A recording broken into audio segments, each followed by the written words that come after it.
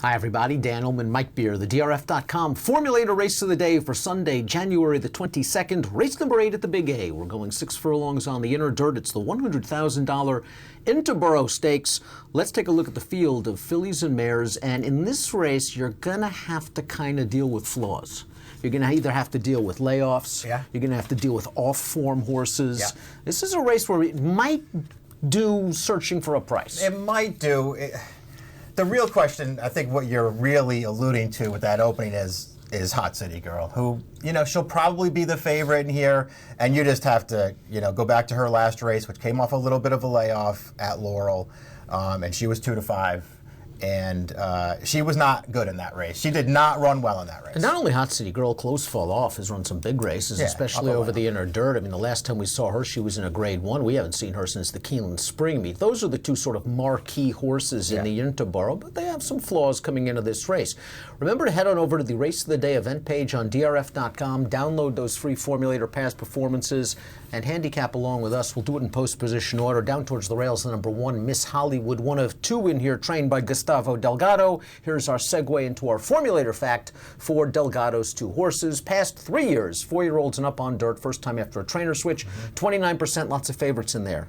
$2.12 ROI. Miss Hollywood was in good form before going to the bench. A lot of gaps in the work tab. I don't know what to make of Miss Hollywood in here. The runner-up of that last race came back to win a little state-bred stake with a 91 Beyer speed figure. I kind of like her tactical speed. I think she's going to break and settle in behind the leaders. I think so, too.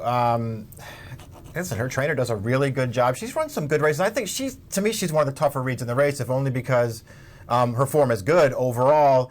Boy, I mean, she's just the shortest of prices every time she runs, and now she's got to go 6, and she probably can't make the lead in here, and she's been doing all of her damage sort of right up on the pace. So I think there's some questions about her. On the other hand, good trainer, pretty good horse, probably pretty good price. There are some class concerns. The last race was kind of disappointing. She didn't really break from the rail. She was really under a ride as the favorite on the backstretch, and she never made any kind of an impact. Now, maybe there was a physical issue because it preceded a very long layoff. I still think there might be some upside here and a little bit of ability. It'll be interesting to see what price she's going to be. I can't see her as a relatively short price with the 2 big names in here. She's got to be a halfway decent price in this race. There should be pace in here. You mentioned Hot City Girl. She's a big speed. Disco Chick also really knows one way to go, as we saw last time out in the What a Summer Stakes at Laurel, where she blasted out to the early lead as the favorite. And then she kind of lacked some punch in the stretch. She tired. I'm not sure if it was the wet track or not. She's speed, but isn't Hot City Girl just going to be breathing down her throat from the start? Yeah, if Hot City Girl just doesn't clear her early, I think there's a possibility of that too. But if she doesn't, I think, Hot City Girl probably takes up a tracking position off her. And this horse has run some pretty good races. Hot City Girl's best race, though. This horse is no match for her. Number 3 is Burn Control, who goes out for Kate DeMasi. And we have a good formulator fact for DeMasi with horses cutting back in distance. Over the past 3 years, with older dirt runners going route to sprint off a little layoff, 29% to $3.69 ROI. They tried to route her in her last 3, and the last race is just an absolute pitch. She was in way over her head. Yeah, way too tough in that Gopher Wand. So it's a nice little bit of a cutback, but this is no easy spot for her either. I do like that they're going to go shorter with her now. I know she stretched out relatively effectively in those first 2 starts, but I think she's probably going to be better off sprinting. Just a question of whether you think she's good enough in this field. I don't think she is. Yeah, don't expect her to be on or close to the lead as she's been in her last 3 starts of those all-route races. She's going to be outrun in the early portion of this race and hope to save her speed for the end. Hot City Girl is, of course, the key to this race. This is the New York bred for Linda Rice. She's earned almost $600,000 on paper going into the Willa on the Move last time out. Despite the little layoff, she looked like a stone-cold cinch. I believe we covered the race for DRF Live, and we said, she looks like a stone-cold cinch. Something just doesn't feel right in here. She was not good. No. The problem with her is, and she's run some big races. She had a really good 3-year-old year for Linda. She could never get the 4-year-old campaign going. It was nothing but layoffs, fits and starts. The races where she ran well were the races where she got loose on the lead. Here, and I picked her in this race. Never been a huge fan of hers. The thing with the race last time, and she was a short price, she was probably supposed to win. Just going through the replays at Laurel all day long and through the charts of that race, that rail was deader than dead. She got right to the front on the inside and stuck to the rail, and every other horse in the race and all day long just staying way out into the track. This horse stayed right on the rail, and I think it probably worked against her. For what it's worth, the horse that came back and ran down Disco Chick last time at Laurel, Sweet on Smoky, was the only other horse who stayed on the rail and the Willa on the move and was nowhere at the end, and she came right back and upset a stakes race in her next She start. was one of 2 horses coming into that race to win next time out. Athena came back to win at Oaklawn, an optional claimer with an 87 buyer. Miss Away is the other Delgado trained runner. This horse was in for 34 starts back. I mean, Delgado's done a very, very good job, or the connections have done a very, very good job with this horse.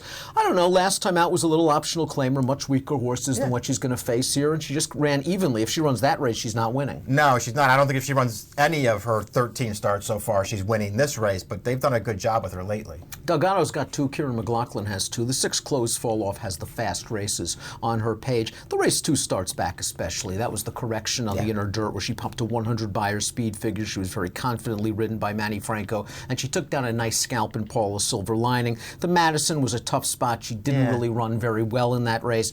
The layoff is a concern, but she draws a great outside attack post position. Right. I guess I don't care about the Madison that much. I don't think she was going to win that race. I think I like the way that she improved. The last, when we saw her last, she was really in improved form, and I think her new positional speed had a lot to do with that. She was able to get up close into stalking trips, and I think that worked for her.